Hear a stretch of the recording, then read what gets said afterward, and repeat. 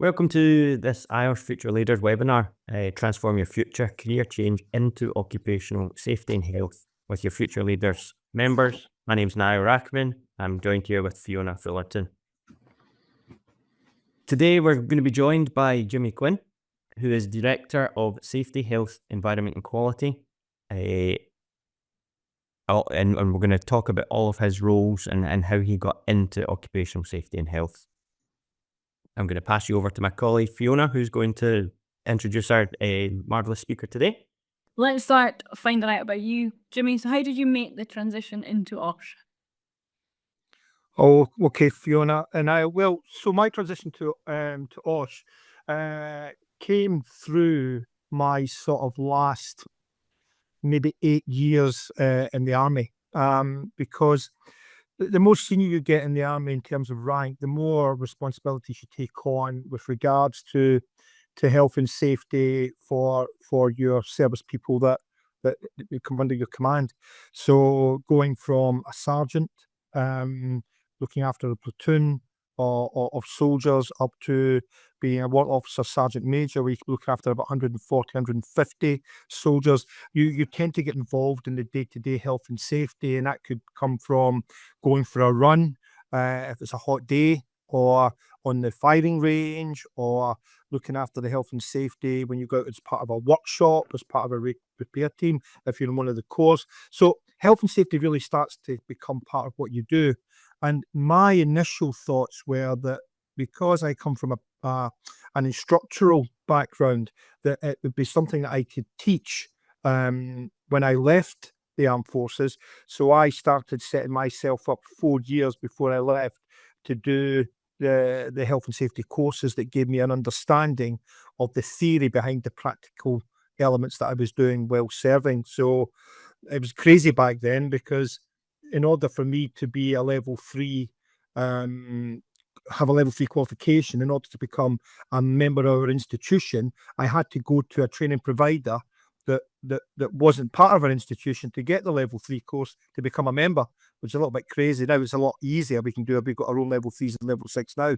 But to answer your question, quite basically, it was something I was doing in the army, something that I knew I could lend my hand to, and something that interested me, and something I thought I could teach. So I started doing the basic courses 4 years before I left. Very interesting. So Niall, what about you? So I think I'm similar to Jimmy without the military experience sides of things. I fell into safety like many others. I was working in hospitality and was given all of the responsibilities that a health and safety professional would be doing. That was alongside my business degree, so I got more into business, got more into understanding the bigger picture, risk, all those sorts of elements, and then came across and was very fortunate to be able to do the NIVOS diploma and run through the qualifications, which then took me right into OSH. And with the skills that I developed being customer facing, there's a lot of selling, which safety, you do sell safety quite a lot. Alongside all the other elements, then that brought me to where I am. What about yourself, Fiona? I got into OSH at university, did an internship, and then left university and actually went and spent some time working with my degree, and then fell into safety as well, for something different, and been in OSH ever since. That's quite interesting. Both of you, using that sort of word, sort of falling into it. I mean, it is, isn't it? Even from someone that's served so 24 years in the army, I saw an opportunity for me to teach it. But if I was being totally honest with myself, even though there's many years between, myself and both of you, is that I actually fell into it as well, because I wanted to teach it. I never ever thought for a moment I could do it practically. So, I mean, that's really interesting to hear. No, absolutely, and I think that falls into a lot of what we talk about in OSH is the transferable skills, which takes people into OSH as their second career choice ultimately, where they originally start doing something, whether that's in military, whether that's in actually on the tools in the construction industry, for example, and then they make that switch because of the skills that they've got. So I guess that leads us quite nicely onto our second point of the transferable skills, Jimmy, that you had developed throughout your time into OSH. What skills do you think that you brought through? Yeah, it's a good question, Niall, as well. I mean, before I answer that, just my health and safety team I've got at the moment, I've got an ex-sergeant major who brings a lot of skills, and they're probably the same sort of skills as I bring. And I've got someone who was working in the events industry, in the hospitality, the same sort of scenario. And I had another one who was working on the tools in a steel factory in Swansea for 20 years, and then decided to get into health and safety because of all the experience they'd garnered. But from my perspective, I talk a lot about this, in that to be a health and safety practitioner, you need to have all the things that you just talked about, Niall. You've got to have that customer focus. We always have to start from a position of yes. So you've got that customer focus. You've got the management. You need to have leadership and management. So you've got to, even if my son, Macaulay, who is the health and safety manager for Twickenham, it's a first career for him. He came out of university with a elite performance honours degree in sport. But he then decided he didn't want to join the army as an officer. He decided that I want to do what you do, Dad. So he went in as a first career at 22 at Chelsea Football Club. And he's using those skills that he picked up through his university degree, which I think are key, because at university you pick up academically and you can learn, and you learn to read things. But even not coming from academically, even from just coming off the tools or coming through an apprenticeship, you're still focusing, you're still customer focused, because you have to deal with people. So there's a great one straight away. And from a leadership perspective, you need to know how to see things and be able to talk to people and lead people as well, because ultimately you want to be able to do that. And that ability to communicate, which is absolutely key. It doesn't matter where I went in the world, I'd be communicating with different nationalities all the time. And that ability to communicate in different ways is essential. So for me, that organisation, we've got to be organised as practitioners. Let's not forget that. We're juggling a lot of plates. So that organisational ability, that ability to understand legislation, that ability to lead, that ability to communicate, to be customer facing, for that position of yes, all of those attributes, along with respect, and that ability to be able to challenge respectfully as well. All that for me comes into it. And all of that, when you have to challenge, an officer in the army as a junior rank or a senior rank to you, but do it respectfully so they can see your point of view. They were ultimate skills that I brought to the party. So yeah, for me, you've got to have all of that. The health and safety, yeah, okay. The health and safety is a good part. But it's how you get that message across, using all our core values as health and safety practitioners within IOSH, of course. Yeah, no, absolutely. How about yourself, Fiona, in terms of transferable skills, what you brought across to your role?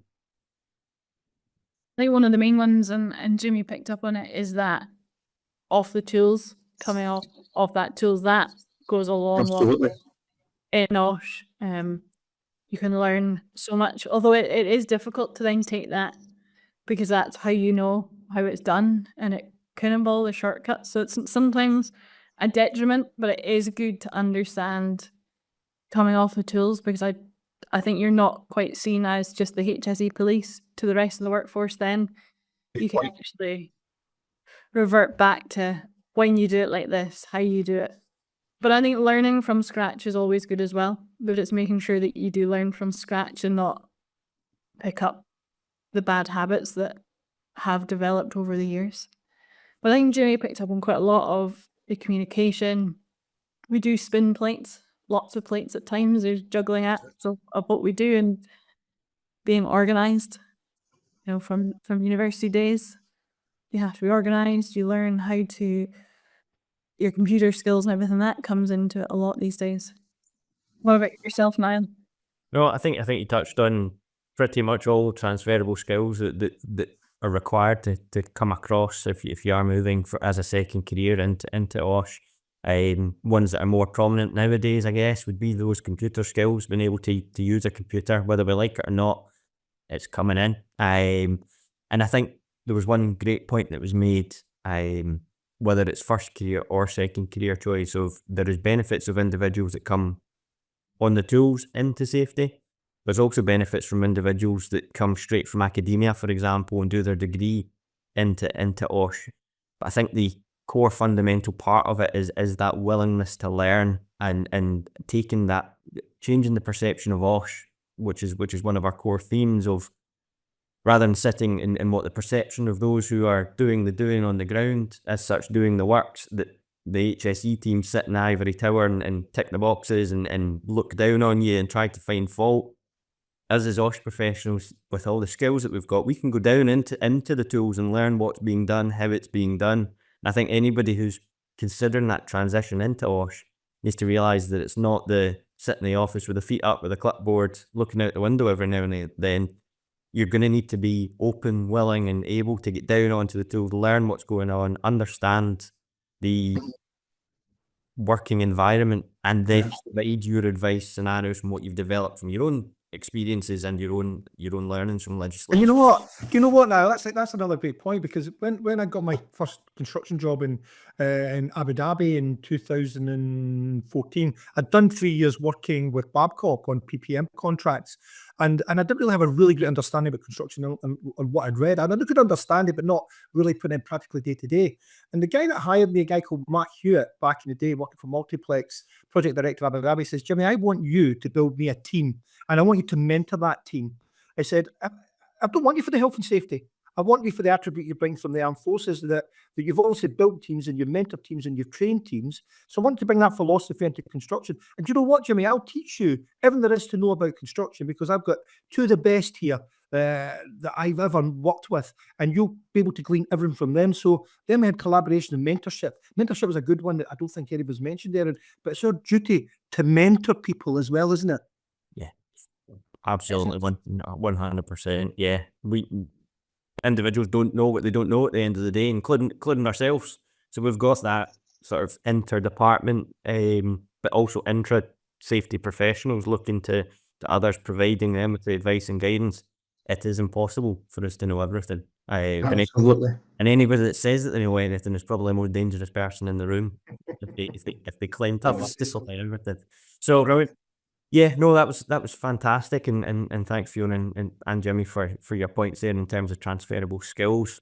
I think just a point to add as well, Niall. I think if people are thinking about transferring into OSH as a second career, as long as you're interested in that profession and enjoy communicating with people, we've spoken on certain attributes, but again, as long as you're interested in communication, you're pretty much a good step there with some of the Great point, Fiona. Great point. It's the gift that keeps on giving, isn't it? That's a great point.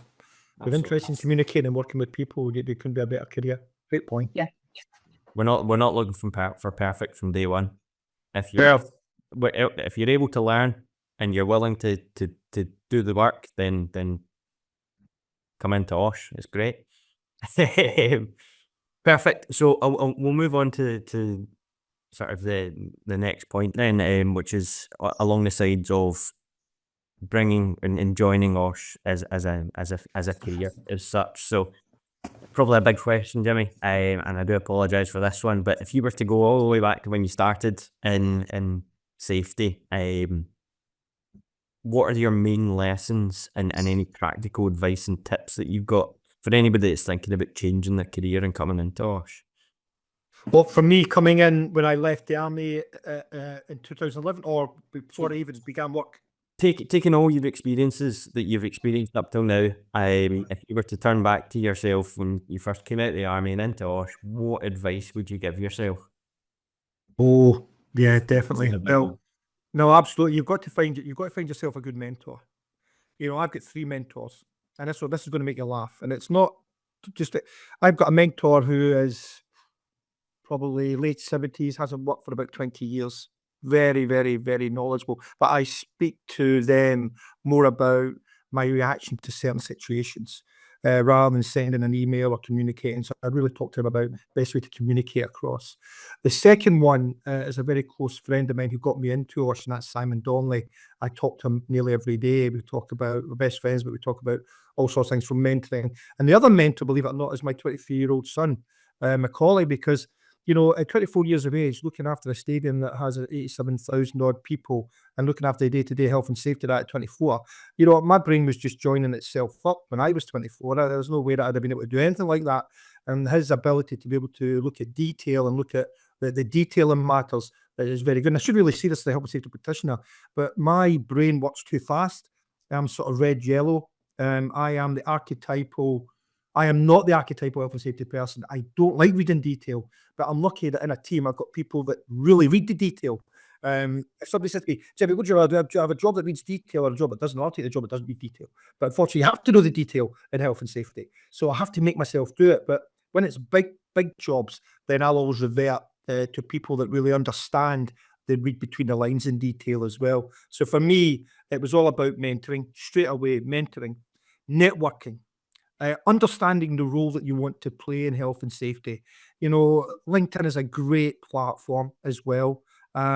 And talk to those people that are interested in what you're interested in. It's no use linking up with people and speak to people about health and safety that are in events, or talk to people that are in refuse collection or energy or any of that. So if you're in construction, surround yourself, immerse yourself in construction first. Don't try to do too much at the same time. Make sure that you understand the people that you're talking to.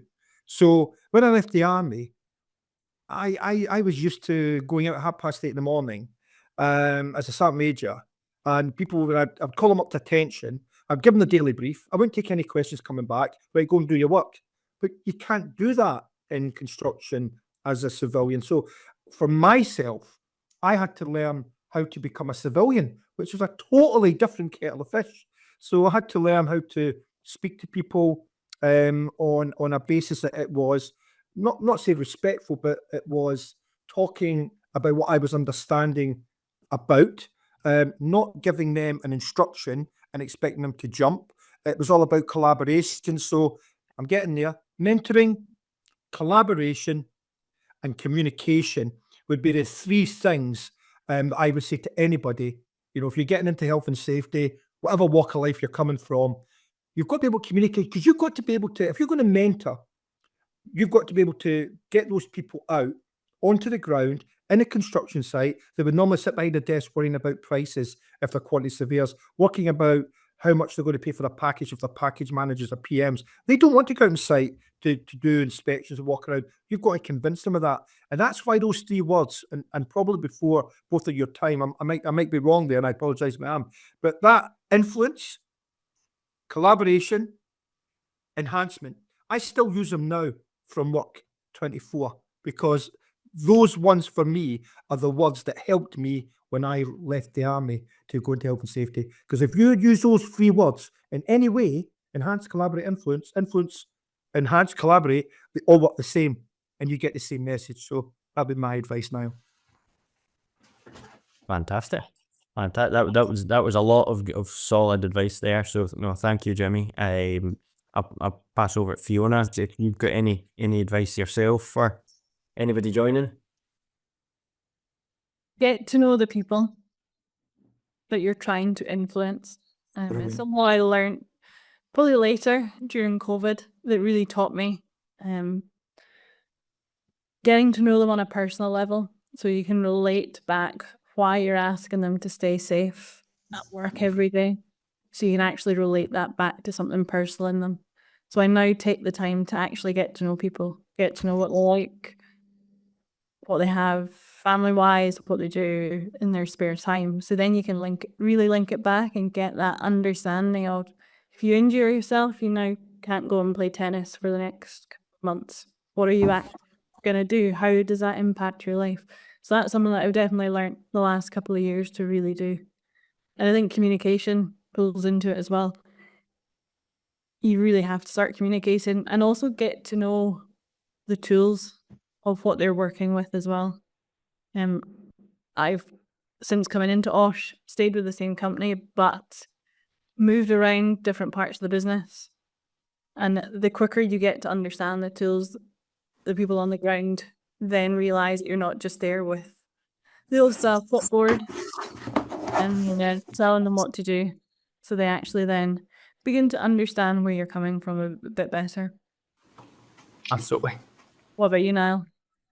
So I think, again, and echoing the same points that we've all made, if I was coming back into safety as a second career choice, or OSH as a second career choice, moving into it today, I would take full advantage of my network that I've currently got and build my network up as quickly and to high quality as you can do, rather than sending out random recommend requests. For example, getting to know the right people in the industry that I want to work in, and then ask the questions of, is there any chance that I could come and see what you do on site? Is there any chance that I could shadow you doing this or that side of things, just to give you as much exposure and experience to help you in where you want to go. And then advice to every single professional is to work on exactly what you said, Jimmy and Fiona: communication, getting down to the individual on the site level. Get them involved, get them to appreciate safety. OSH is the best bit. And do you know what, as well, go back into that as well now, Fiona, I forgot the point. One of my friends, Sean Wardell, he came out of the army 3 years before he got out of the army. He said to me, Jimmy, I want to be a health safety practitioner. And he became chartered member of IOSH while he was still serving. So when he left the army, he took all those transferable skills, plus all the academia, plus everything he'd learned by doing exactly what you just said, Niall. He went out 1 day a week and Saturdays, and he went to construction sites and he learned about health and safety as well as being involved in some of the development that was going on in garrisons and barracks as well. So yeah, brilliant. That's great advice, Jimmy and Niall. So just before we wrap up, do you have any other tips on networking, maybe within branches, groups, or how to grow your network?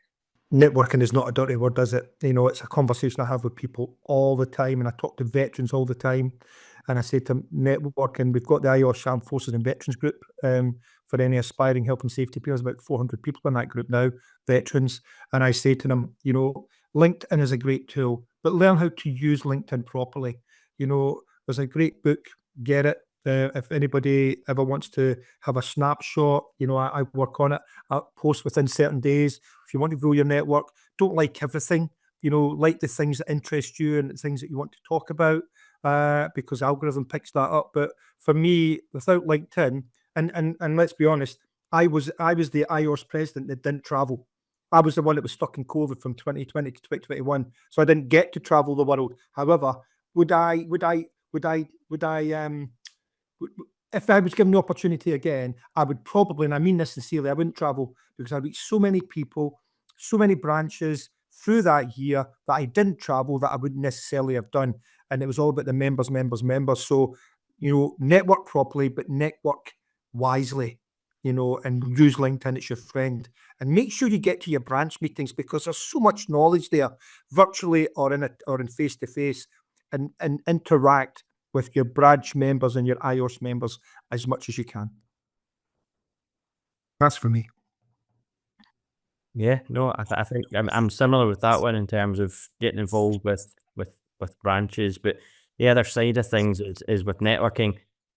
My best advice is don't go into any meetings or catch up with anybody with the perception that, oh, this is a networking event and I must make X contacts and I must meet X number of people. Just go in and be yourself, introduce yourself. If you're not the smartest person in the room, fantastic, because you're going to learn something. And just get out there and speak to people. And the power of networking is insane in terms of the connections that you can make. So yeah. Great advice. So thank you, Jimmy, for joining us today. It's been really inspiring. Some really great conversations that have come out. Inspiring listening to you two as first or second career opportunities. It's absolutely brilliant, and these sort of conversations I love. I would take a day off to have these conversations with people. It's absolutely brilliant. And love hearing from you two. It's made my day. Thank you so much for inviting me.